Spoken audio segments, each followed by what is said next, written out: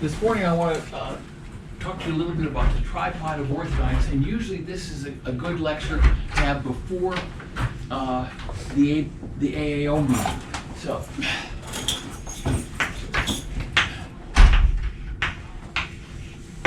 the tripod of orthodontics is, or the tripod of any learned calling, is a school, a society, schools, and a journey. So I'll tell you a little bit about that. I don't know why I put them in that order, because I'll talk about the schools first.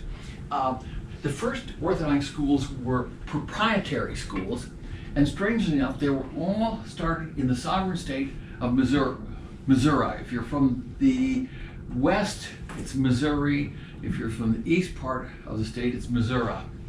And so you had the Angle School, and which I've told you about, and then you had the Dewey School. And Martin Dewey was a student of Angle's. He was the first editor of the journal. He was a president of the ADA. He started his school. See, I can't remember these dates exactly.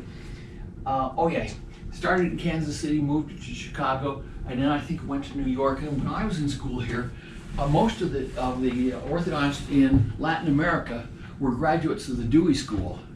I think it was at that time it was only 6 months, and you got a really nice looking diploma. But Martin Dewey was really a super smart guy.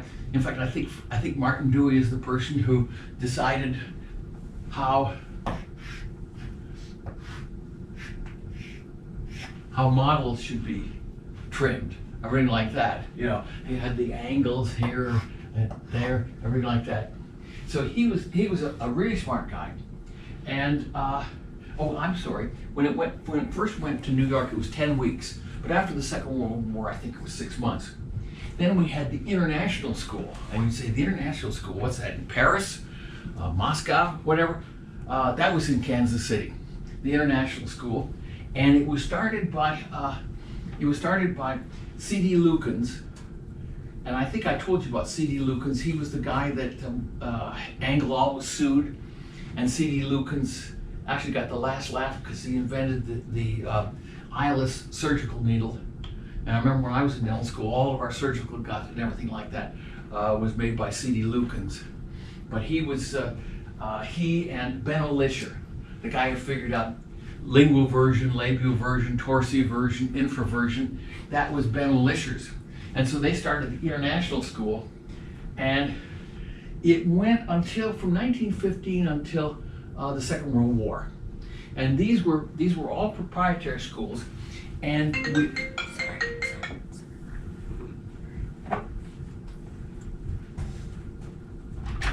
frozen in time.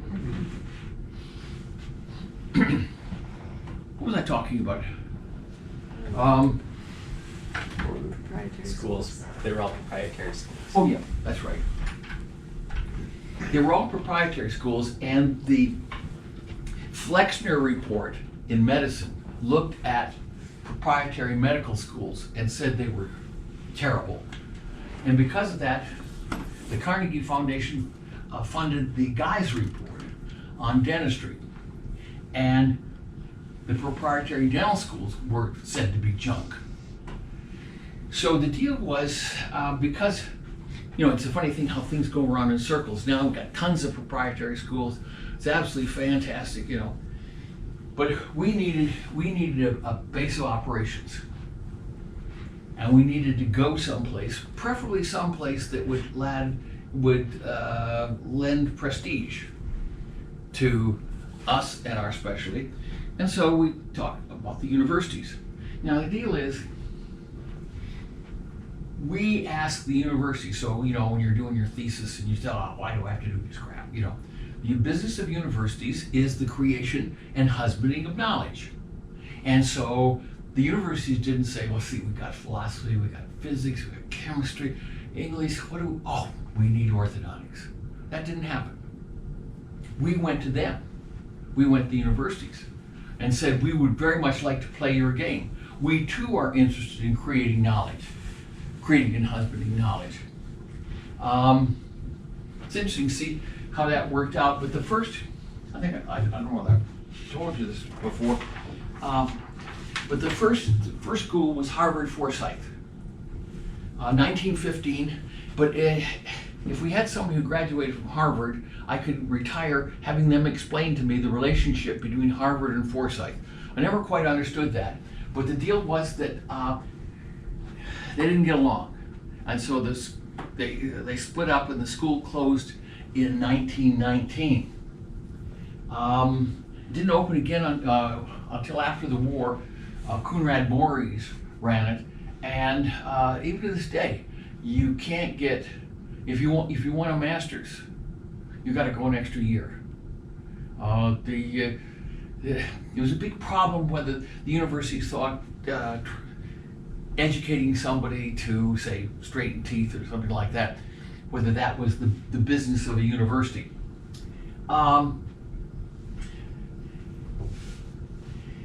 The University of Michigan was the first degree granting program. 1923, the first head was A. Leroy Johnston, who was really a smart guy. He was so smart that the dean, who was a rotten guy, fired him after 1 year. 1 year. In fact, the dean at that time was so tough that he sent 13 seniors to summer school because they misspelled abscess on an exam. Now, I'll grant you, when I first heard that, I said, that's awful.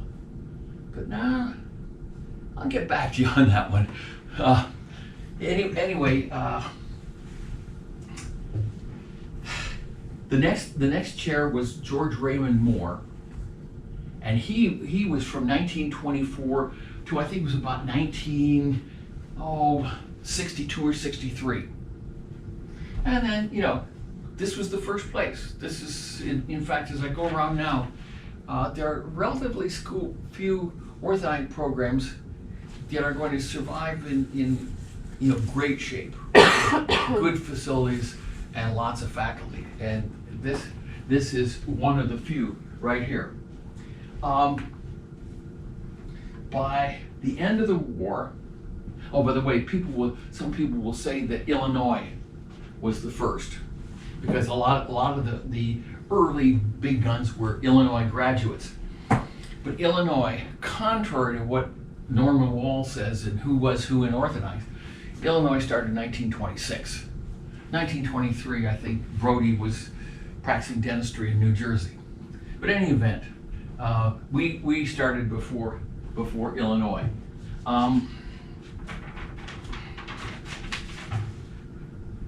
There were some alternative approaches. I think see if I get the, yeah. Angle thought that orthodontics was a learned calling. Our specialty is orthodontics, not dentistry is our calling, orthodontics is our specialty. And Angle thought that orthodontics should be an actual profession. Our profession is dentistry. He thought that orthodontics should be a profession open to MDs, DDSs, anything like that. And he tried to get bills passed in California and Arizona. The bill in California failed, and Angle never forgave one of the people who were responsible for it failing. In Arizona, however, they passed the dental bill. Did you guys take the TWEED course?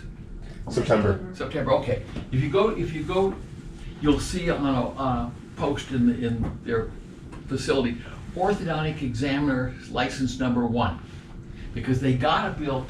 The TWEED essentially helped get a bill passed in Arizona that orthodontics was a separate profession. The bill was, It was repealed 6 years later. It never happened, but that was to Angle. That was the big deal, and that was why Angle thought so much of Tweed, because not only was Tweed good technically, he had helped him with the bill.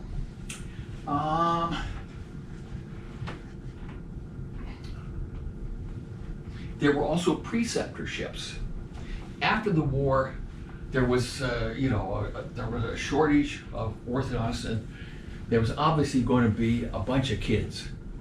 So they had the AAO set up a supervised preceptor program where a student would go in with a senior orthodontist and learn what that senior orthodontist had to teach, and then periodically they would come to the local orthodontic program to be quizzed by the chairs.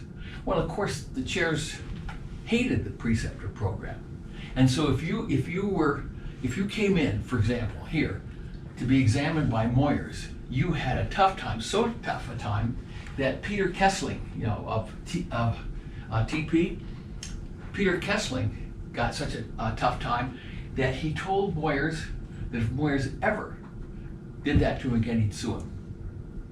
And so he was okay, but when I was in school here, we couldn't have anything by TP.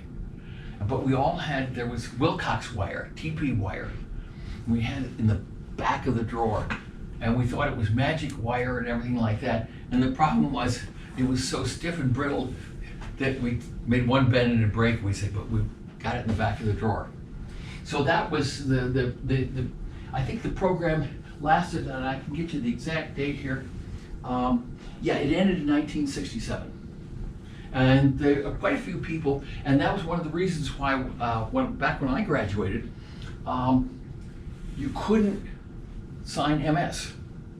And the reason you couldn't sign MS was because that would imply that you knew more than one of the preceptees.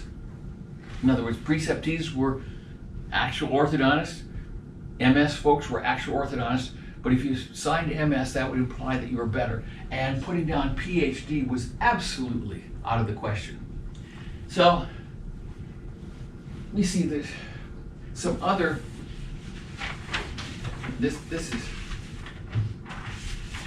the other approach was curriculum 2.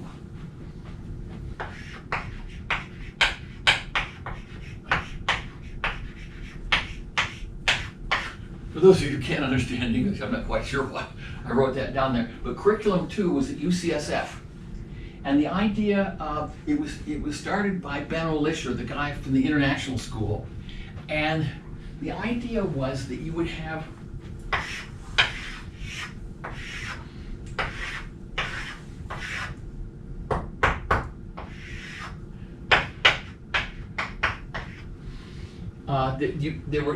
if you got into curriculum 2,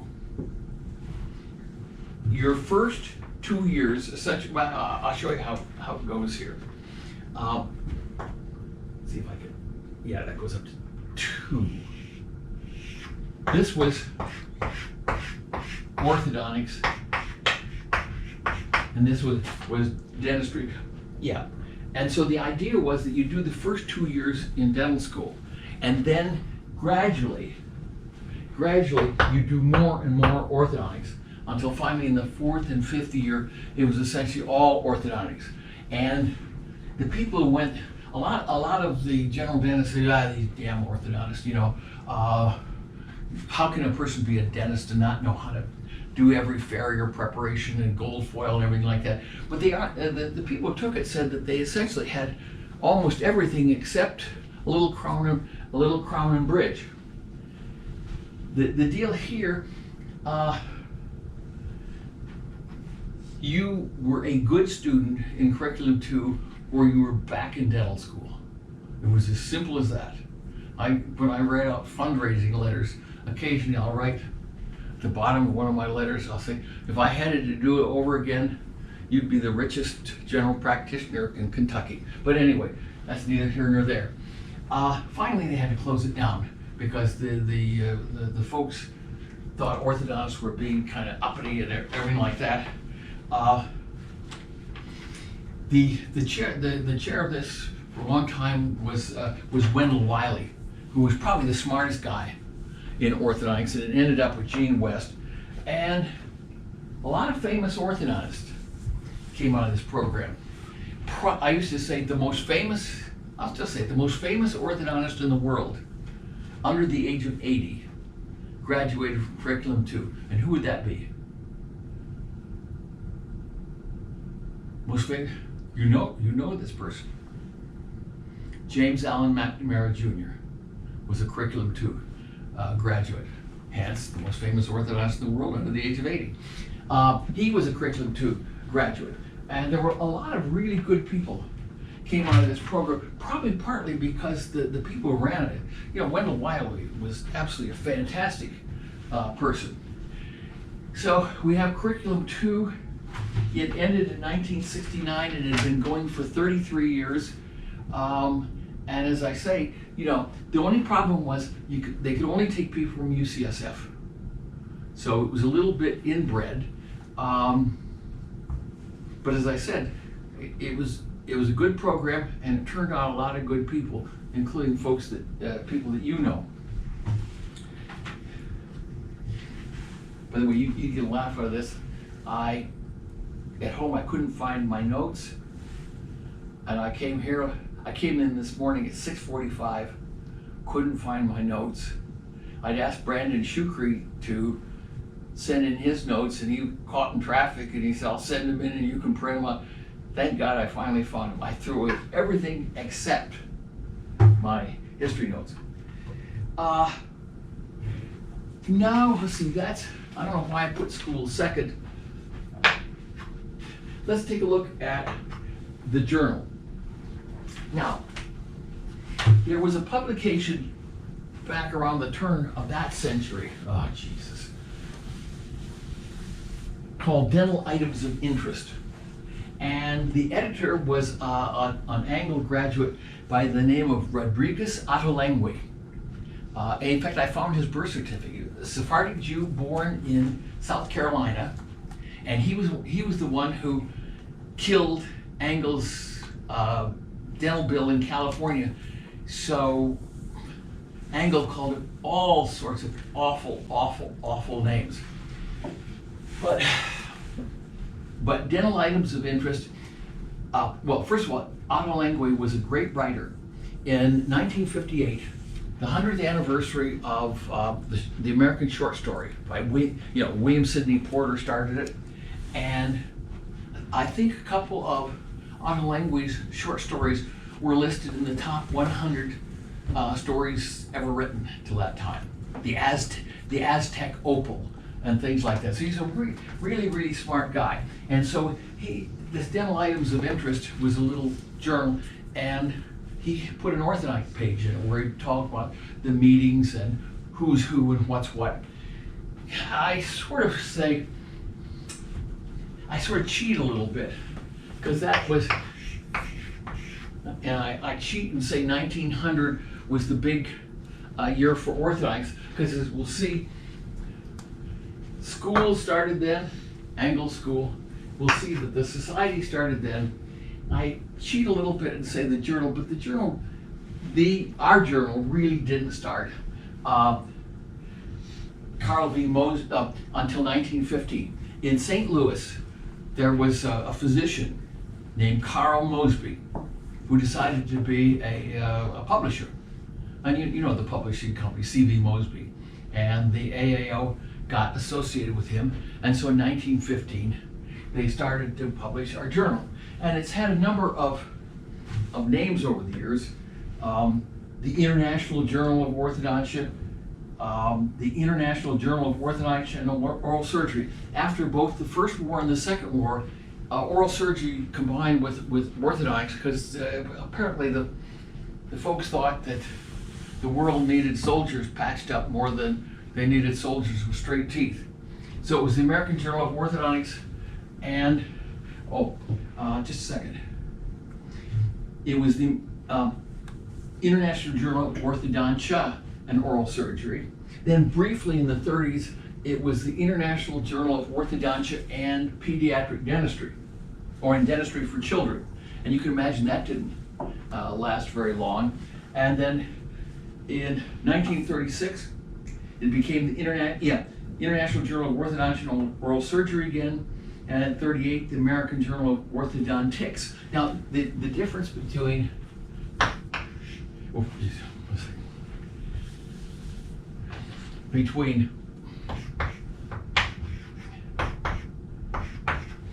between orthodontia and orthodontics, people were arguing about it.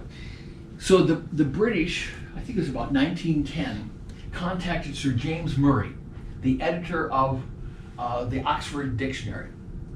And he was the editor. I think he got through R or T before he died. But anyway, it was a big deal. You had to have incredible backing in the literature if a word and its origin, et cetera, got into the Oxford Dictionary. Well, there was an American surgeon from the Civil War, Winchester Minor, who was in England, and he contributed 10,000 of the definitions to the Oxford Dictionary.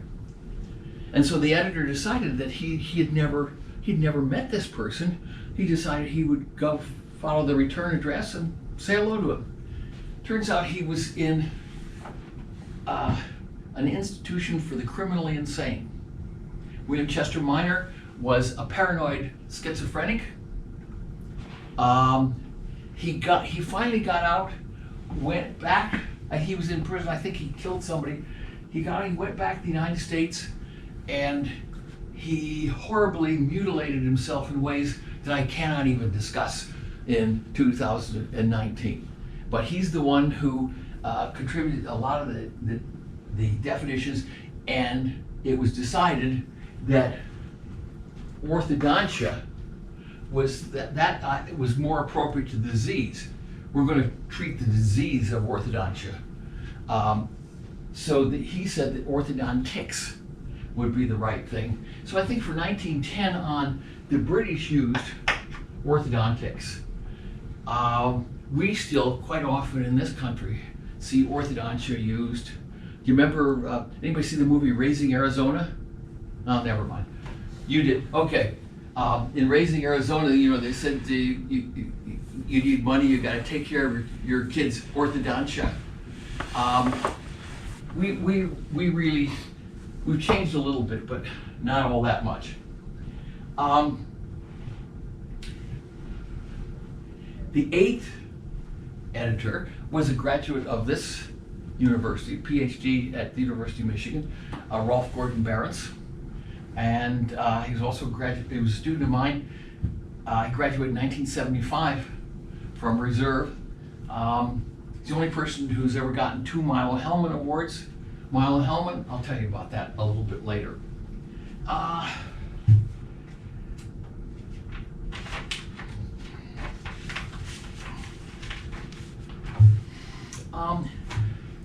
The interesting thing was, as I said, that the journal was put out by C.V. Mosby, and in the 30s, I suppose in a way it's like today. Some people in dentistry were trying to show that they were more moral and better than anybody else, and so they argued that orthodontics didn't have enough control of the journal. So in the 30s, it was the AJO, what is now AJO. Oh, by the way, American Journal of Orthodontics and Dental-Facial Orthopedics was the name added by Graeber in the I think it was 1988 or 89, and he added it because pediatric dentists were saying that they were growing bone and everything like that. So he changed the name of the journal purely for political reasons.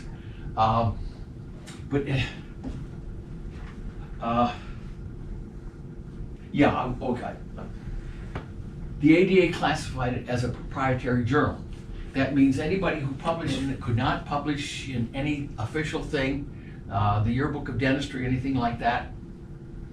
And during the war, essentially to get back, they, the deal is if you're an orthodontic specialist, you can't do general dentistry.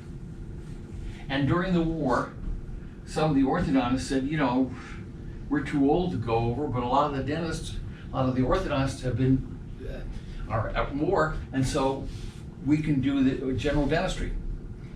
And the AAO said no.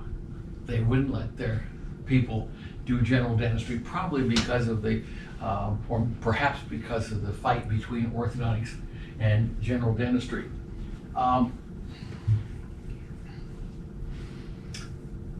This wasn't taken care of until I think it was after the war that they got their act together, and that if you published in the AJO, you could still be a dentist in good standing. Let's take a look at, see, that was the journal. Let's take a look at the society. I think I've told you before,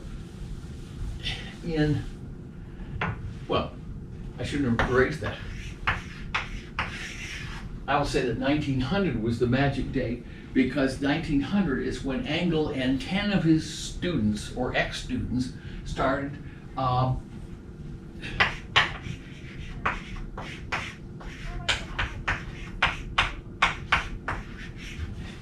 me just make sure I remember the exact name. Society. Okay, and this is a worthwhile thing to tell you.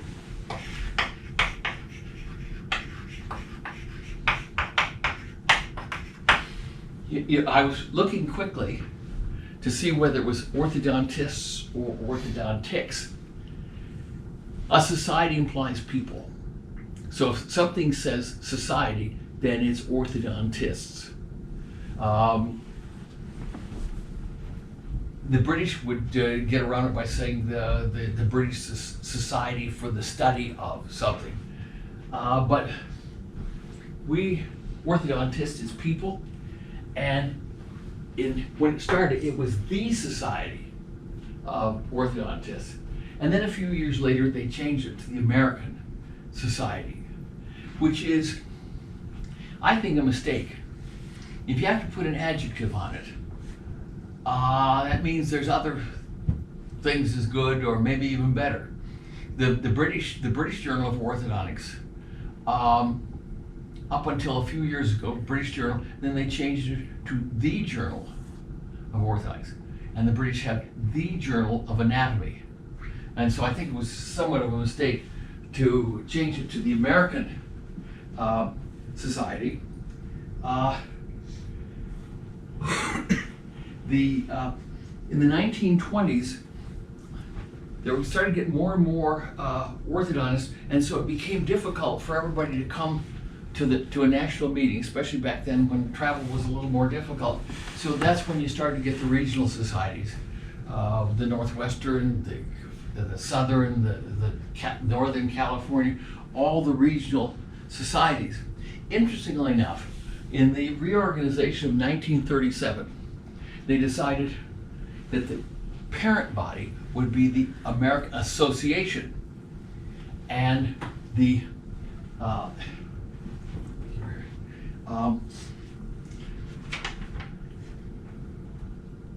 that the regional societies, I forget what they used to call them, but they weren't supposed to use the term society, and the Great Lakes Society became, the regional societies, the Great Lakes became the Great Lakes Association of Orthodontists, and that screwed everything up.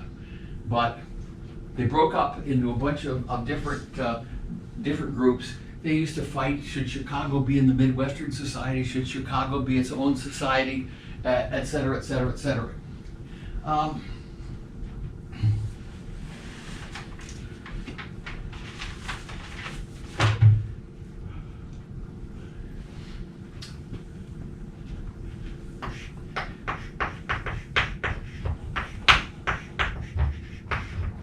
Tell you something about the American board, because you're going to have to know this for the board. The American board was started in 1929, and this may be just a guess, but 1929 was when the dental law passed in Arizona, And I think some orthodontists said, we're thinking that we're going to be a profession, but somebody needs to run that profession. And the person to run that profession is, well, it's us. So they had the American Board started in 1929. And strangely enough, you need to know this. It was at the Excelsior Hotel in, oh God, I can't remember. Albert Ketchum was the first one. It was the third board. People like to say it was the first board, but it was the third board. The first board was ophthalmic examiners. The second board was ophthalmology, and the ABO was the third one, and it was 1929. The first president was Albert Ketchum, and I think you have to know that the first meeting was at the Excelsior Springs Hotel in Colorado. I can't remember the name of the town in Colorado, but I remember asking the people on the board, how come you asked that question? Who cares? They said, it's our board. It's our board. We think it's important. So you gotta know that junk for the ABO. And the first president was Albert Ketchum. Now,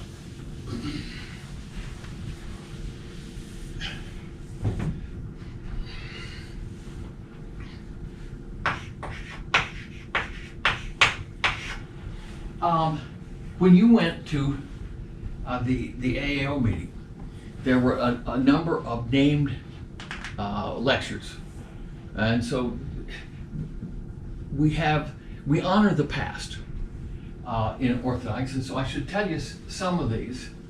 The Milo Hellman Award. You know, you send in your thesis, and the best thesis or the best entry is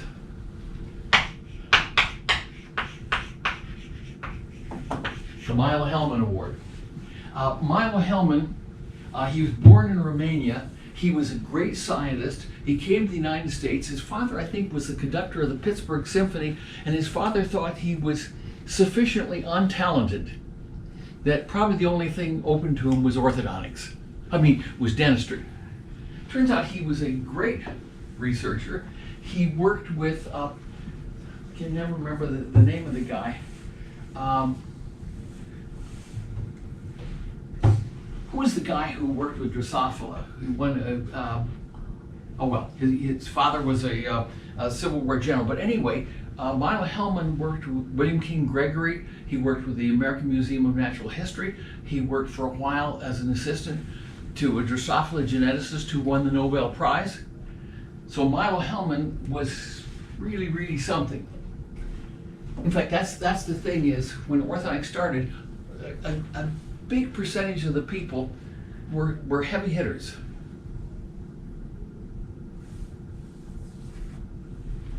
I don't blame you. That's probably considerably better than this because I'm. How's that for posterity? In any event, me being politically incorrect. Anyway,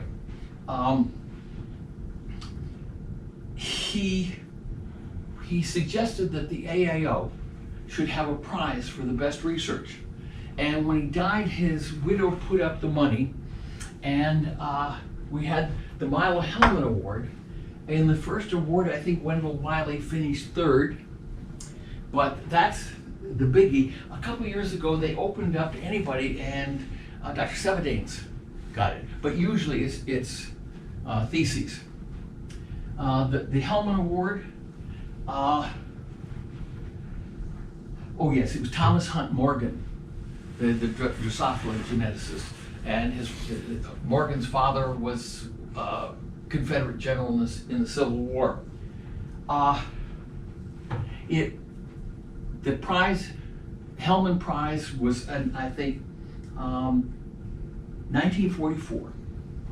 The first prize, and it was I think I told you in third place was Wendell Wiley. This is a big deal.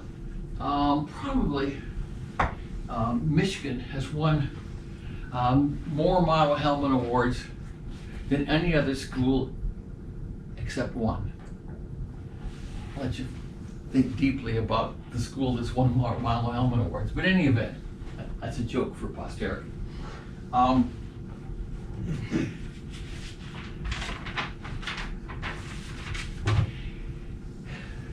Then they had the Sisher Award.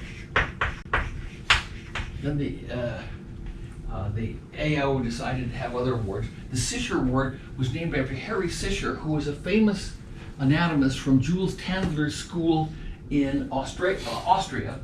And Hitler wanted to make a bar of soap out of him, so he came to the United States, and he became absolutely legendary in Chicago. He'd be on a trolley with a hat box, and they put on the brakes onto the hat box, would go rolling down the aisle ahead, things like that. But he was a great anatomist, and so the Hellman Award is number 1. The Sisher Award is number 2, and then they have the Graeber Award, and that's Graeber is named after Torah Mordecai Graeber. Tom Graeber, who was the editor of the AJO for many, many years, head of the department when University of Chicago had a department, big time guy. And so now they have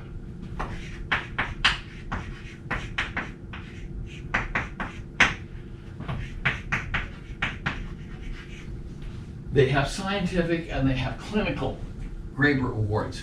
I think that's a mistake to distinguish, and that's almost a byproduct of one of our problems, is that we dissociate scientific and clinical.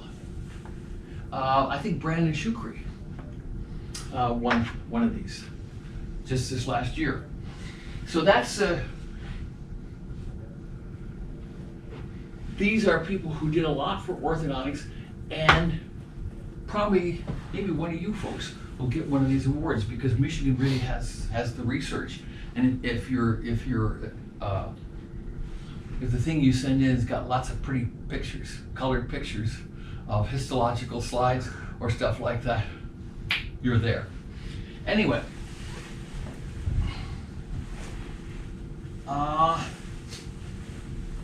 let's see. There's also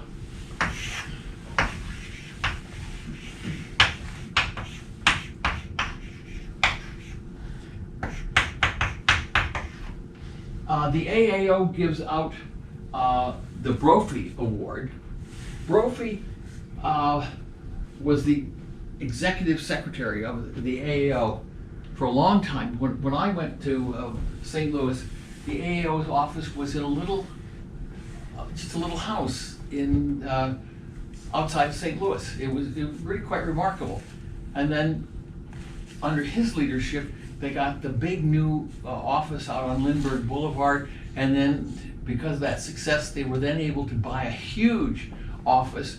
I think it was it used to be optometrist or something like that. So Brophy did a lot to bring the AAO along. He was really a smart guy. And so the AAO gives the Brophy Award, and that's mostly for service to the specialty.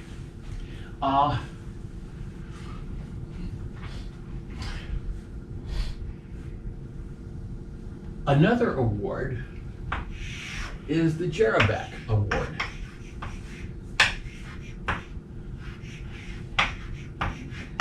And this is for teachers. And the Jerebeck Award, I think that's given by the AAO Foundation. I remember I've gotten a number of these awards, but I'm always very controversial. So when I get an award, it's kind of a compromise. So the Brophy or the Jerebeck Award for teaching was supposed to be divided between me and a guy who had never taught a day as an academic. And so I thought this was crazy. And so I went to the AAO Foundation and turned down the award. I felt good about it. I said, you catch me some other time. If you're going to give it to dead people, why not also give if you give dead orthodontics, get Bob Ricketts, he's dead. share it with him. And so I went out and I ran into Buzz Barron's. I said, oh yeah, I got everything straightened out.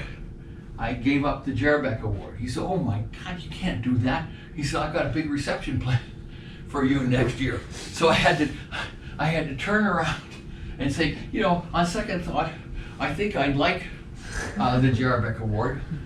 This is Joseph R. Jerebeck right there. He was a University of Michigan graduate. He always considered himself a poor Polish student.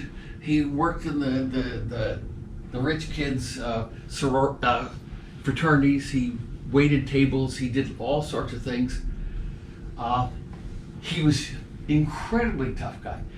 He was head of the department at Loyola, and you had to come in at 6 in the morning, and if you answered something that in a way he didn't like in clinic, with his Hal pliers, he just pop you right between the eyes, right there, boom. He was really very tough. He was brought here. Moyer brought him here because he was a Michigan graduate to give a course. And back then it was 2x2 slides, and so he had a guy named Vern. No, it wasn't Vern. I can't remember the guy's name, whose job it was to put in the slides. And all day he'd say, "God damn it, Stanley," and on and on. It was so bad that we had the Stanley Award here for the person who'd screwed up the worst. In fact, I told this story one time at a meeting, and this guy came up to me. Turns out it was Stanley's son. Maybe I shouldn't have told that, but he was just an absolute devil. But people who are soft like to think that they're tough, and people who are tough and awful like to think that they're soft and sweet. And so when they tore down the building here, he got his chair. We had an amphitheater, and every seat was numbered. And so the way if they wanted to take roll, all they had to do was just look up and see the numbers that were visible. And he got his seat, and he gave a bunch of money to Indiana, a bunch of money to Michigan. For a lot of it went to this library here, and the library here cost so much, I think more than Jerebeck gave, that it caused considerable problems in the school, which we need not go into. I then took the Jerebeck Award, and I got a plaque. They gave you 2 plaques, one for you and one for your school. And I thought, well, I've been at 3 schools, so I think that's my plaque back there on the wall. The other one is at Case Western Reserve, and I said, I need a 3rd plaque, and they said, fine. Send us a check for, $300, something like that, and we'll send you another plaque. So I got another plaque for the 3rd school. But he gave a lot of money to this place. We got time. I'll tell you a funny story about him. After Stanley Pasikoff, I think was the guy's name. After hearing how he handled Stanley, the first thing I did when I was chair at Western Reserve, I figured I needed to pretend that we're big time. So I talked to Jerebeck, and as I said, tough guys like to be sweet and everything like that. So I asked him if he'd come in and lecture. He said, absolutely. But I knew that he was tough on the person who was showing his slides. And so I went out in the clinic, and I had 5 straws in my hand. And this was Buzz Barron's class. And they each took, I said, you don't really know why we're doing this, but just take a straw. Well, the person who got the short straw was the person who's most likely to screw up. And so he was showing, we got into the projection. I said, well, no problem, I'll help you. So we were in there, and Jerebeck had something like 3 or 4 projectors, and it was something like, I want you to go forward on the outer ones until you get to the square root of your social security number, then I want you to go. And I said, well, I think you got this under control. And so I went on, I got to check the registration. Well, it turns out that he turned over one of the trays without the ring on it, and Jerbeck slides were all over Hell's Half Acre. Oh well, the guy survived, and he's in practice, and he's doing well. We have the Ketchum Award. Then that's given by the foundation, and the Ketchum Award probably is the #1 award. The person who gets the well, now they've got the Lifetime Achievement Award, and they've got the Prophet Lecture. And I talked to somebody, one of the folks, and I said, okay, when Buzz Barron's died, you going to have a Barron's lecture? When I die, I got more students. You're going to have a Johnston lecture? One thing I found out is that, you see the paintings on the wall, and you have no idea who that person was. Obviously, it was somebody really, really heavy because he had the painting done. But, people forget. My son in Missouri won the Missouri High School Tennis Championship 4 years in a row. And at the last meeting, the principal said, Michael is going off to compete for his 4th championship, and we're sure he's going to be successful, and we're going to put his picture up on the Clayton High School Wall of Fame. So there was this big picture. A couple of years later, or maybe 5 or 6 years later, he came in to talk to the superintendent about helping out with the tennis team. And as he was going out, the janitor said, "Psst, Johnston, come here." And he went over to the janitor's closet, and there sitting in the sink in the floor was his picture, which then told me that stuff like that, there will come a time when nobody will have heard of Bill Prophet. There will come a time. Just as there was a very short period of time till people didn't know who Michael Johnston was. But now I have that picture down in my downstairs bathroom up north, along with a picture of me as after my jet ride as a consultant to the Air Force, along with a flat screen TV, a bookcase, a refrigerator, and on the door is when they changed the signage here. I've got my sign from my old office here on the door, and it's 1000. And you know why the British call the facility the loo? Because in houses of public accommodation, the toilets are always 100. The toilet is always numbered 100, so it's the loo. Any event. Let's see, we've got Graber. We have the Mershon lecture, John Valentine Mershon lecture. He, of course, was the head at Harvard. He developed the lingual attachments that they use for the labiolingual technique. And the problem is they're thinking, I'll tell you what the AA was thinking now.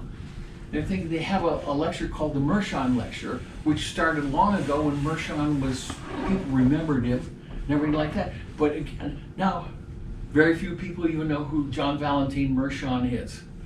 That's the #1 lecture. The #2 lecture is the Salzman lecture, who was he was a person who was very much into cleft palate and everything like that. And so there's the Salzman lecture. But it's probable that nobody remembers who Salzman was. So there's probably going to be some sort of reorganization. Now the interesting thing is, you notice I've mentioned all these people. Who haven't I mentioned for a lecture? Angle. Because remember, he left his society in 1906. And so by God, they said if he started the society, he started the specialty, but if he resigned, he's getting no lecture. And I used to give this course at St. Louis, and Barron's heard it, and he went up to talk to the students on Lindbergh Avenue, and it turns out there was one lecture that didn't have a name. It was the Heritage Lecture. So they changed the Heritage Lecture to the Angle Heritage Lecture. And so now they got to figure out what they're going to do, because again, you know, my son being on the Clayton High School Wall of Fame, the Prophet Lecture, the Mershon Lecture, it's difficult if you name things after people, especially since I got more students. Where's the Johnston Lecture? Never mind, I'll tell you. This evening I'm going to be home and I won't be thinking about any of this. Then we have I had the Graber Lecture, the Heritage Lecture, the Salzman Lecture, the Mershon Lecture. The first Mershon lecturer was C. Edward Martinek, who was a faculty member. He was one of my faculty here. And when you graduated, you went down to Detroit City to the Fisher Building, where Eddie Martinek had his office. And he would take his, you know, in effect and say, you know, in effect, someday all of this will be yours. He took us to lunch and everything like that. He had published that he was kind of sad that the Angle's idea of faces growing perfectly if they have a normal occlusion, he started to doubt that, but he still thought orthodontics was something special. Still thought it was something special, and that's the sort of thing that you folks got to think about. In 2019, is being an orthodontic resident something special? Okay, what to talk about? I'm going to give a lecture and then be out of here at 10 o'clock. We also have, let me see, we got the Brophy Award, the Angle Heritage Lecture. In Europe, the #1 lecture is the Friel lecture, named after E. Sheldon Friel, who was an orthodontist in Dublin. And I can remember when I was a student in Belfast, I looked him up in the Dublin phone book, and he was still alive, and he was still listed in the Dublin phone book. In Britain, the #1 lecture is the Northcroft lecture. And interesting thing is, Northcroft, I think, was one of the ones who helped disprove the Piltdown man, or he. A lot of this stuff I can't quite remember. He may have been the one who got Washington's dentures and gave them back. You know, anyway, he was a heavy hitter, and he was one of the founders of the European Society. He was a founder of the British Society for the Study of Orthodontia, and he was a Michigan 1892 graduate. Because in those days, we had the only schools, and so in order to be taken seriously in the world, you had to get your BTA degree. You know what a BTA degree is? Been to America. And a few years ago, I spoke in Paris at the American Dental Society of France. It was organized in the 1890s for people Frenchmen who had studied in the United States. And this was at Fouquet's restaurant, was very famous on the Champs-Élysées. And the deal was all the lectures and all the proceedings had to be in English. Even when the French were having a fit about franglais and everything like that, the American Dental Society of France, always in English, which I thought was cool. Let me see if there's anything else here. Friel Annual Heritage. Yeah, it's too bad. I usually give this before you go to the AAO meeting, so that you'll understand to some extent who these people are. Next year, where's it going to be next year? Atlanta. Atlanta? Well, I guess. All I can remember about Atlanta is the suburb is Marietta, and Bugsy Siegel's mistress was from Marietta, Georgia. But anyway,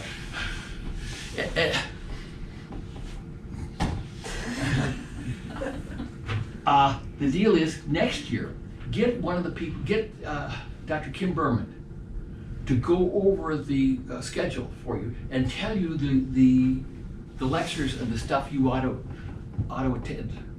You know, because, you know, Hellman lecture, who the hell is Hellman? Salisbury lecture. So she can sit down with you, depending on who's giving the lecture. She can tell you the things that you really ought to see, because a lot of the people, you're not really going to know who they are. So it's a great specialty, but in the future of the specialty is up to you folks. The future of my 2-cylinder air-cooled Honda Z600 is up to me, and starting tonight, I'm going to work on it. So I will see you folks at 10 o'clock. I have, I think it's probably an hour and 10-minute lecture. The things I've learned in 60 years. And it includes 2 politically incorrect slides. But you'll enjoy them. One of you will turn me into the dean, but it doesn't matter. So I'll see you here at 10 o'clock.